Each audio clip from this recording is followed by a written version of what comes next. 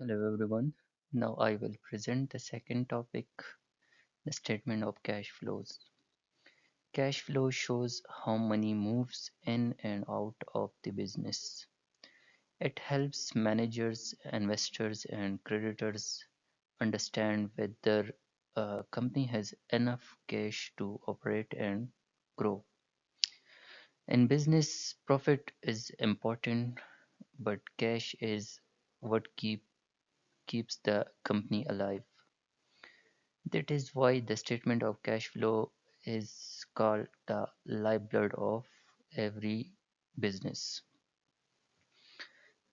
Now, let's see why cash flow is so important today.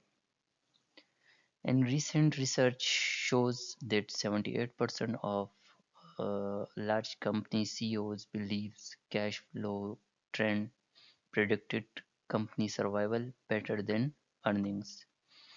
This is because profit can sometimes be influenced by accounting methods. However, cash flow shows the real financial condition of the company.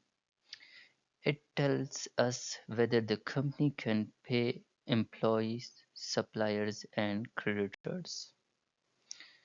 To understand this better, we need to look at the purpose of the cash flow statement.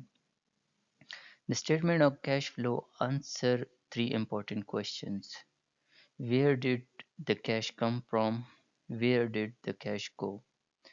And, and why does this information matter?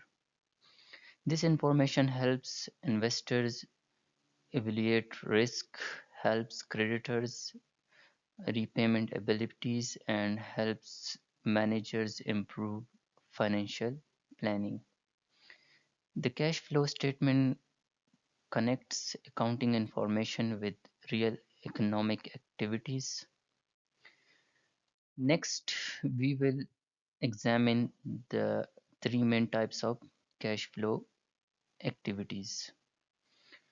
All cash movement fall into three categories.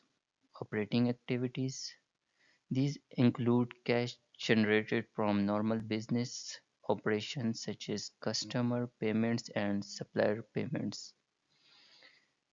Second one is investing activities. These involve buying or selling long-term assets such as equipment, building, or technology. The third one is financing activities. These include transactions related to borrowing money, issuing share, or paying dividends. Together, these three sections explain how cash moves through a company. Now let's look at two different methods used to prepare operating cash flow. Direct method versus indirect method. Direct method, this method shows actual cash receipts and payment from operation activities. However, very very few companies use this method because it requires very detailed data.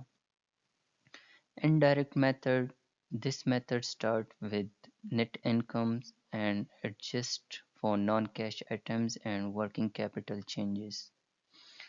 About 99.5% of public companies use the indirect method because it is easier and more practical.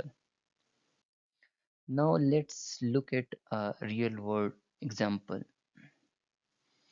Let's examine Apple operating cash flow. Apple reported $94 billion in net income. After adding depreciation and adjusting working capital changes, Apple generated $109 billion in operating cash flow.